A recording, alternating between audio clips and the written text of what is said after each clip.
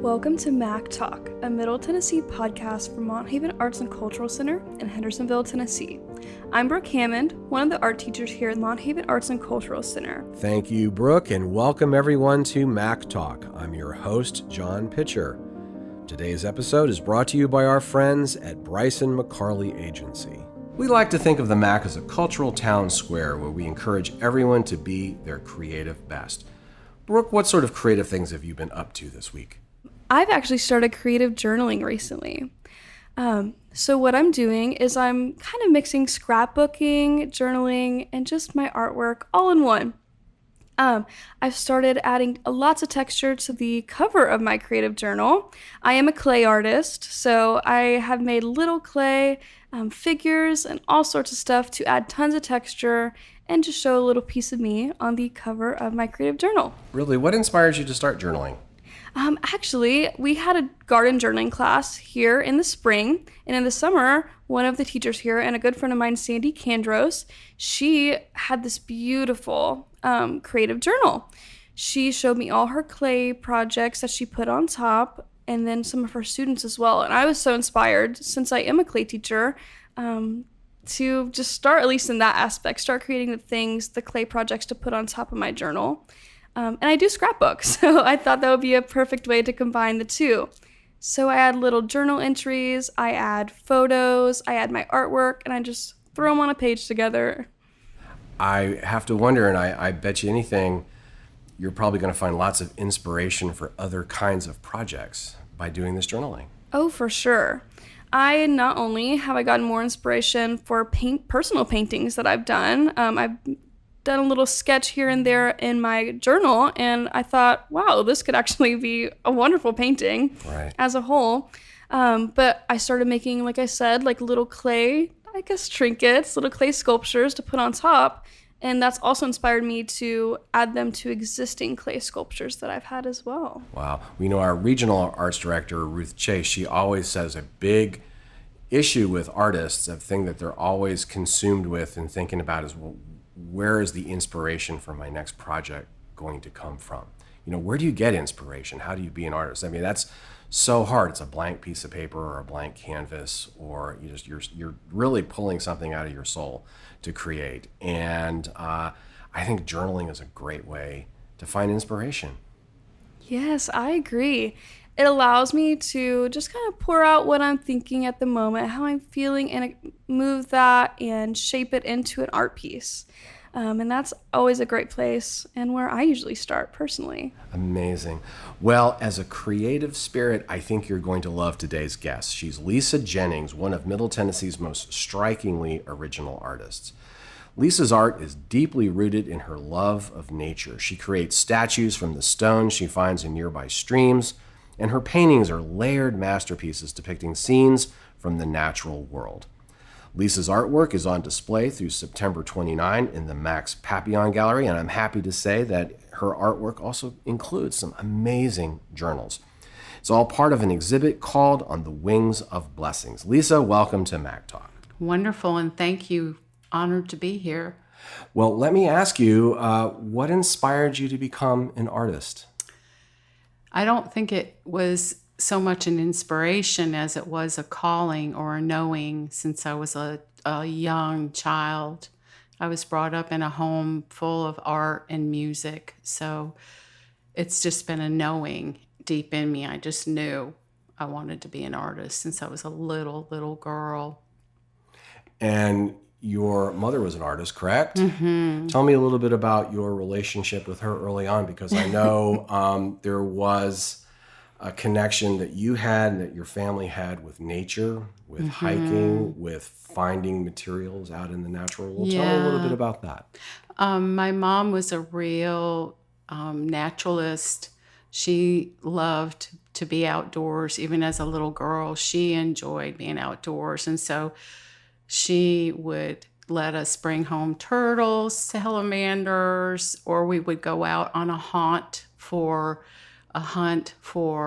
moss or fungi, or we'd go and hunt for flowers or stones. And that's where I got my addiction to found stone, was with my mom.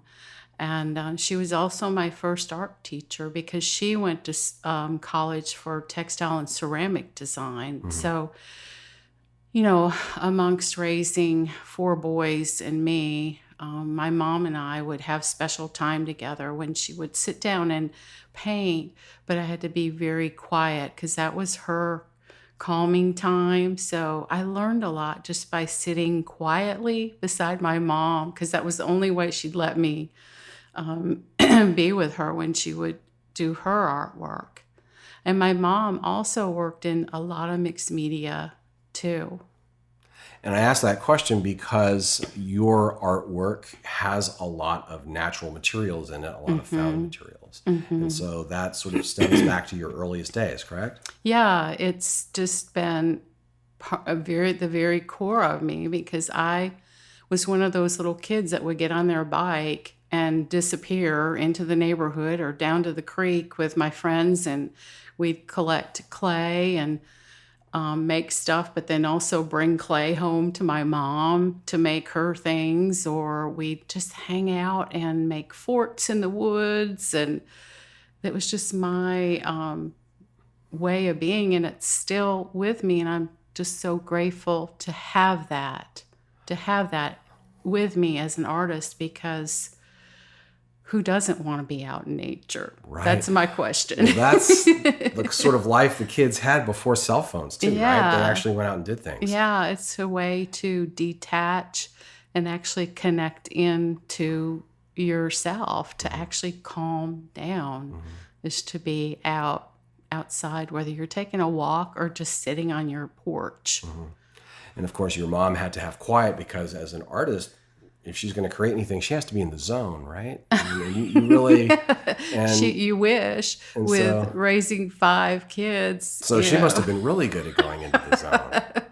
I don't know about that. A zone with a martini and oil paints, Okay, maybe. whatever works. Whatever works. Well, I'd like you're a Middle Tennessee-based artist. Could you describe your studio for me and describe what's a typical day in the life of artist Lisa Jennings? Okay, so my studio is actually it's a beautiful sanctuary. It's a self-standing building that's behind my home, and it's 40 by 20. And I have a deck that's attached to my studio, so it's a real sanctuary and a gathering place. I have a painting area, I have a storage area, and I also have a sculpting area. Everything's segregated into its own spot, so I don't get dust, in my painting area. A normal day would be for me to just get up and gather myself and possibly go for a walk before I go into the studio. Or if I don't, I'm usually in the studio by 9 o'clock in the morning, and I'll stay there until sometimes as late as 6 p.m.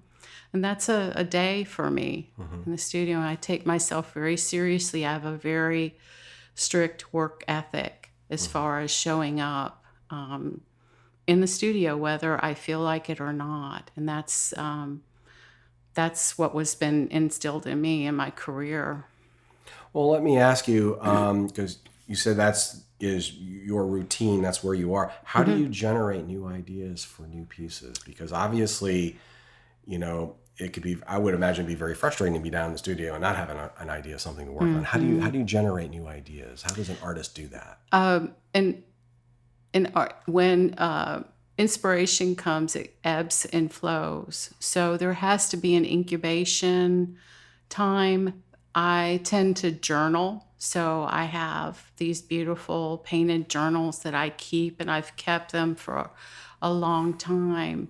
And I can sometimes just dabble in my journal, just do some loose painting or some nice collage with my pigmented papers that I make. That's the foundation of my work. Or, sometimes we have to go through these off times and struggle a little bit. That's part of inspiration too. It doesn't always come. If you push it too much, then it doesn't work. So it's definitely ebb and flow.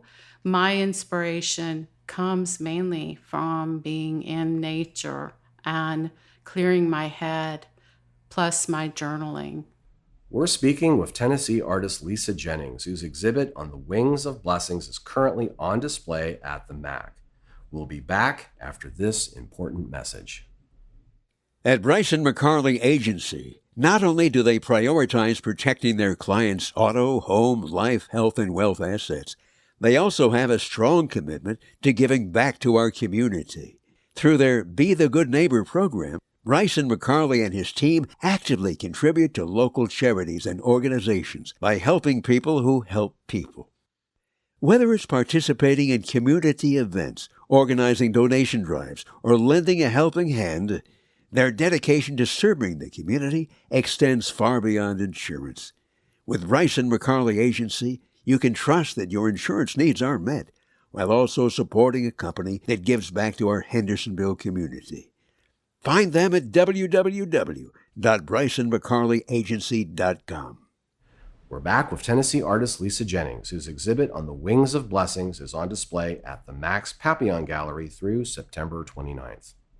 Okay, let me ask you a little bit more about your journaling, because I'm just wondering why you do pursue that. What do you get out of journaling that you don't get from painting, or you don't get from sculpting, or your other pursuits?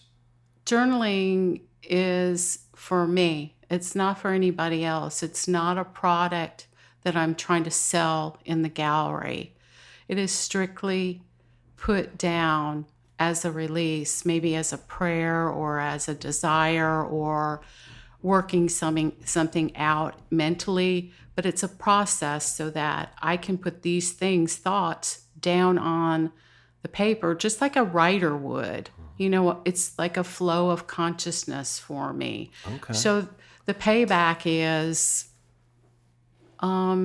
maybe just release and possible seeds planted for I was wondering, is that future maybe idea. one of the things that germinates ideas for you? Sure, it does, you know, and it's just like a download, and it's also a good release. Just like somebody is working a crossword puzzle, I will work things out down on the paper, but it's a visual process. It's not a written process. It's a painted process or a collage process. Oh, fascinating.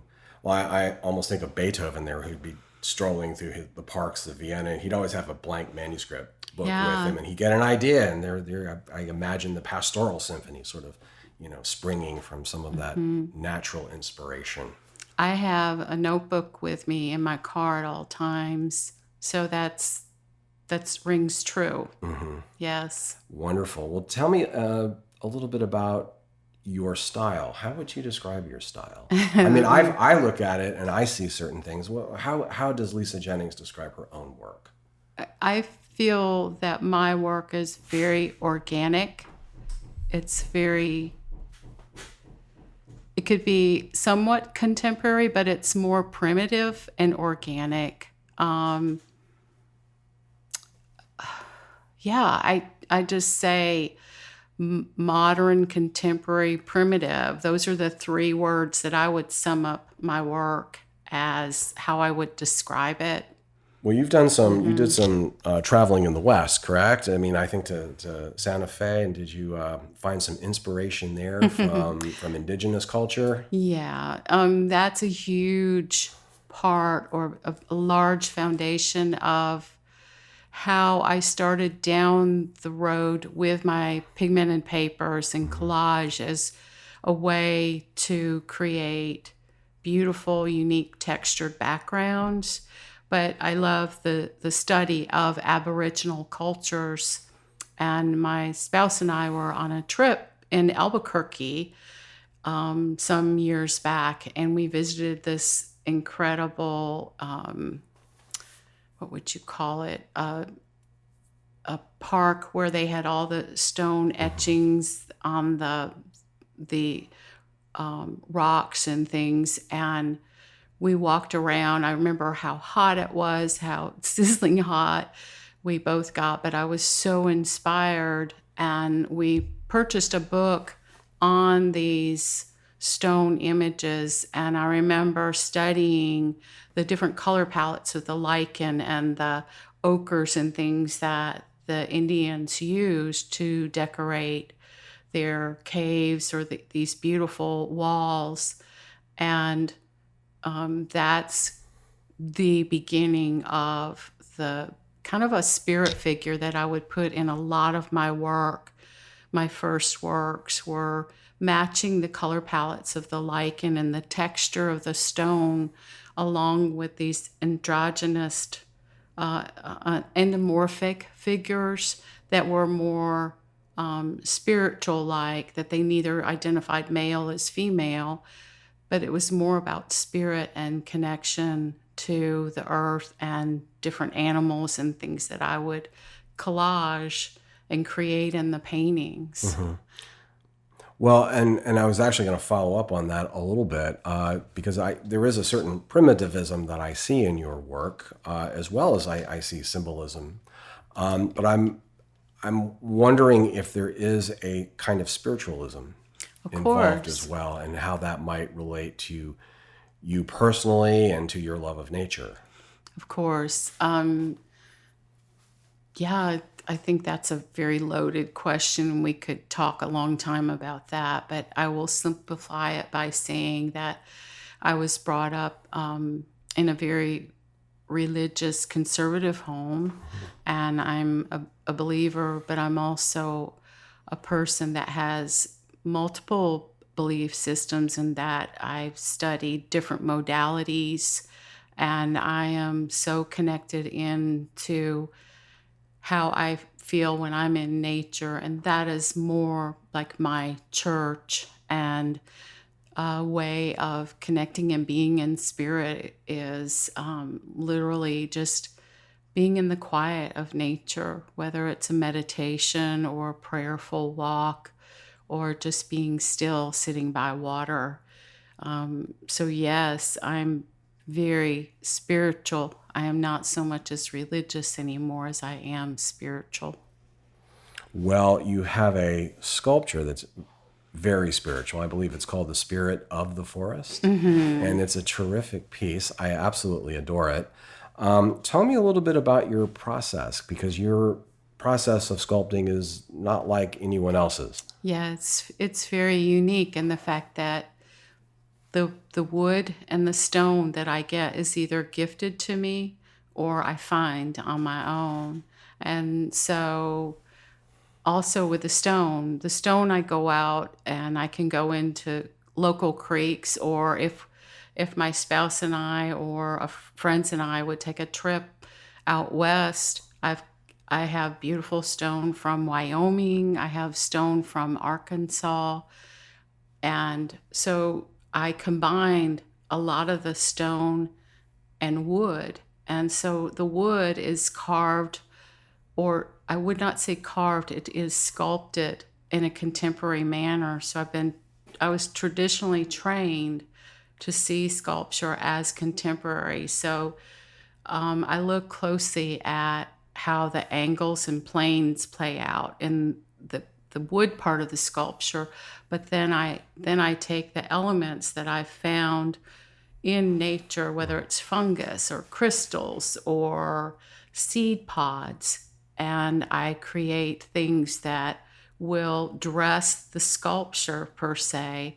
And of course, it's all linked together. The wood sculpture is actually covered with my handmade papers that are have a lot of fiber in them, and the paper is layered and attached to the wood, and then it's patinaed with different colors of paint, so that it almost looks like stone when it's finished. It's actually carved wood, but it has this beautiful paper covering, and that's kind of a cross-reference to my paintings. That's why I do that. It just has created a unique niche or look for my work. And I'm wondering what inspired that? I mean, was that a trial and error kind of process, or did you just have one of these eureka moments where you thought this could be something new? Well, I was mentored by one of the very best artists, and the process that he used was that you would constantly try to raise the bar with your own art, as in you would constantly experiment with new ideas or concepts to bring it up another notch. So it's a self-challenge basically. And there was a lot of experimentation where I would put the paper on and then sand part of it off. And so I went through a lot of trial and error. And the same thing with my paintings. And that's where I wanted to go next. Tell me a little bit about how you create those works and what makes them so unique. Sure. You have the green pastures, I believe, in our show downstairs, Yeah. which is absolutely lovely. Tell me a little bit about your process there. With the greener pastures painting, it's all paper. It's all layered paper.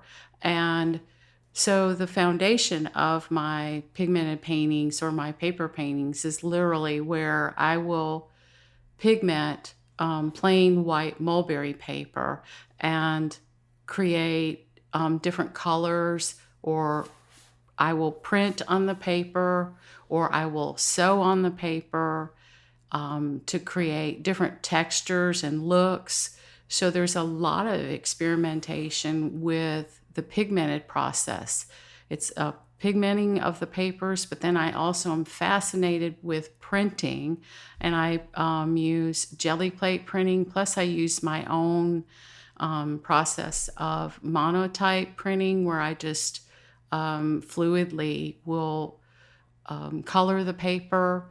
So, and then I have a sewing machine where I will sew different things into the paper, and then that'll be attached to the painting with a matte medium. So everything is sealed from top to bottom, so it's all light fast, and I use nothing but professional paints and professional canvas, so it's done with the utmost research towards it being museum quality by the time I finish it. Okay.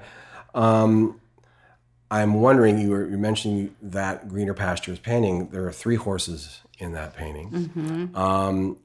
I don't know whether I'm seeing a pattern or not, but your sculptures often have something that suggests a human form. Mm-hmm. Your paintings often have animals in them. Is there a preference in doing human-shaped sculptures versus having animals in your paintings, or how does that work? It's fascinating that you would ask that, because I asked myself that question too. Well, in all fairness, our regional art director, Ruth Chase, was pointing that out to me. So I don't want to take an original idea from somebody else. Well, thank you, Ruth, or thank you, Cheryl and Ruth, for being so curious. I've always done figurative pieces in my sculpture, mostly, but I also have done a lot of birds in my sculpture and a lot of birds in my paintings. I used to do a lot of figurative paintings too, and my style or my my point of reference or my inspiration changed. And, I could completely go back to doing figurative work too, because I'm still experimenting and learning where I'm at in my process. Okay. We're speaking with Tennessee artist Lisa Jennings, whose exhibit on the Wings of Blessings is currently on display at the MACC. We'll be back after this important message. The Bryson McCarley Agency reminds us that art lessons can introduce students to problem-solving techniques that can help them see the world in new ways. The MACC offers multiple art classes for students pre-K to 12th grade, along with adult classes. Register today at monthavenarts.org. This message is a courtesy of the Bryson McCarley Insurance Agency in Hendersonville. Find them at brysonmccarleyagency.com. We're back with Tennessee artist Lisa Jennings, whose exhibit on the Wings of Blessings is on display at the MACC Papillon Gallery through September 29th. You mentioned birds. I have noticed some owls in your output. That is perhaps one of the most symbolic creatures in nature. It's a symbol of wisdom, of spirituality, of nature. Tell me a little bit about your fascination with that animal. I have fascination with birds since I was a little girl. So it's not just owls, but owls were probably one of the largest birds I'd ever seen as a little girl. Like the first owl I ever saw, I was mesmerized. And I would get up in the middle of the night as a little girl to go sit and watch. I could hear them hooting outside the window, and I would go and just watch them fly and hunt because we lived out in the country in Minnesota. I would watch these huge birds fly silently, and their mass and their form, they were so mysterious to me. And then now that they have a new, they've changed their symbology for me, and the fact that my spouse passed 5 years ago, and his bird or spirit bird is the owl, and I feel I get visited by the owl, and it could be my spouse. Oh, okay. Yeah. And of course, he was also, I imagine, one of your biggest influences. He was, yes, but we were very, very different in the way that we created art. And that's what made us sync so well, mesh so well together, because we were fascinated by nature. We loved being outdoors, and we could spend an afternoon hunting for stone or wood for me to sculpt. And he would also get re-energized for his way of painting or sculpting, because he was both a gifted painter and sculptor too. So that must have been really encouraging. Oh, it was like living the dream. Not just so much well, believe me, there was lots of encouragement, but there was also lots of fights and things, when you have two strong-willed Right. Creative minds. So we gave each other plenty of room to create too on our own. How has your art changed over the years?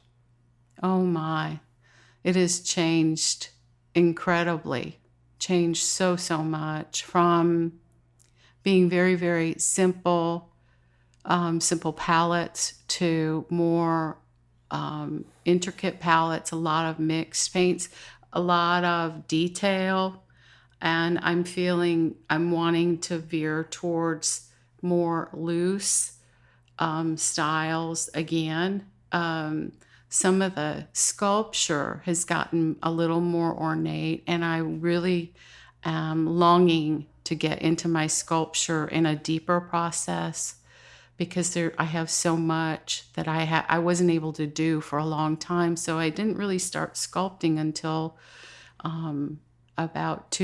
start my sculpting again until about 2 years ago.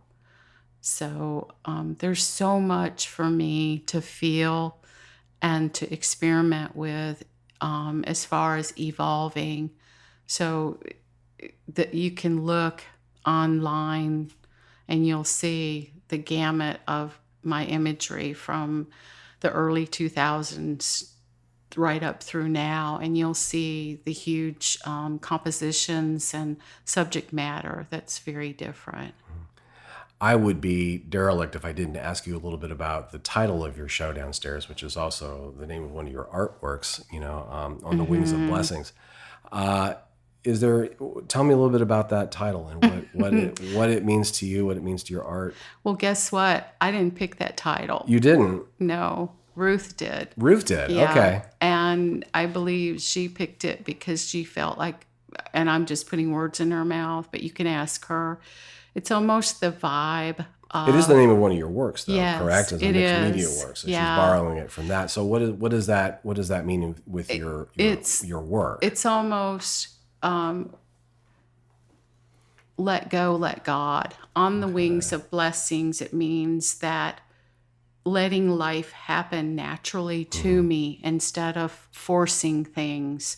So things come in on the wings, of blessings. Is that how you find inspiration sometimes as an artist? Of course. Well, I think, if you push too much, then it's like a negative attraction. So you just have to let things flow when you're creating. And if you're not able to, don't push it. So you just ride the wind. Okay. And the figure, I mean, that the artwork I'm talking about, which is On the Wings of Blessings, it looks like a stone figure. It is. With some wings etched behind it. So I'm wondering what that figure is. It looks, I guess, is it a butterfly or is it? It's one of my spirit figures. Okay. It's originally like what my spirit figures used to look like in a lot of my paintings, but also I've done beautiful spirit figures in stone that are much larger that would look like that.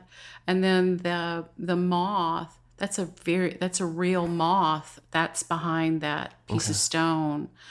So it's a very spiritual piece. It's On the Wings of Blessings, refers to probably that my entire time of caregiving my spouse when he was so sick with Alzheimer's, to of reestablishing my life as another person after he passed, with my art.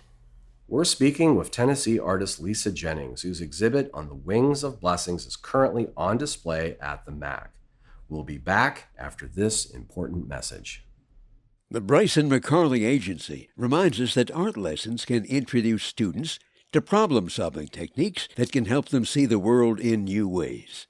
The MACC offers multiple art classes for students pre-K to 12th grade, along with adult classes. Register today at monthavenarts.org. This message is a courtesy of the Bryson McCarley Insurance Agency in Hendersonville. Find them at brysonmccarleyagency.com. We're back with Tennessee artist Lisa Jennings, whose exhibit On the Wings of Blessings is on display at the MACC's Papillon Gallery through September 29th. You made a very courageous decision. At one time, you were in the printing business, I believe, here in Nashville, and you decided to become an independent artist. And I'm wondering if you have any advice, just as maybe a final question here, do you have any advice for young creatives who are working in their day jobs who might want to follow their dream and become artists, studio artists? Oh, gosh. My journey was very different than most people's, and the fact that I waited until I was 35 to quit my job, which was a salaried job, and I walked out on faith, and I met my spouse 6 months later. As far as any kind of guidance towards people, I think that the one thing is to have a nest egg before you venture out. Make sure you have a good plan in place, like some kind of bridge that will gap that time period where you're transitioning, because that's so important that if you are a young person and you're responsible, you have to make an income. So maybe get a part-time job and then another job that actually deals with your art, or get involved in community where you can network and meet people that are going to help you in your new venture. Okay, well, Lisa Jennings, your exhibit On the Wings of Blessings is in the Papillon Gallery at Mount Haven Arts and Cultural Center. Thank you so much for joining us. Thank you so much. I appreciate everything. You've been listening to MACC Talk from Mount Haven Arts and Cultural Center. Our mission is to educate, elevate, encourage our community through the transformative power of the arts. If you're interested in transforming your creative life, check out our website at monthavenarts.org. Our guest today was Tennessee artist Lisa Jennings. Our podcast music was written by Nashville composer Christina Spinney. Thanks for listening, and we'll see you next time.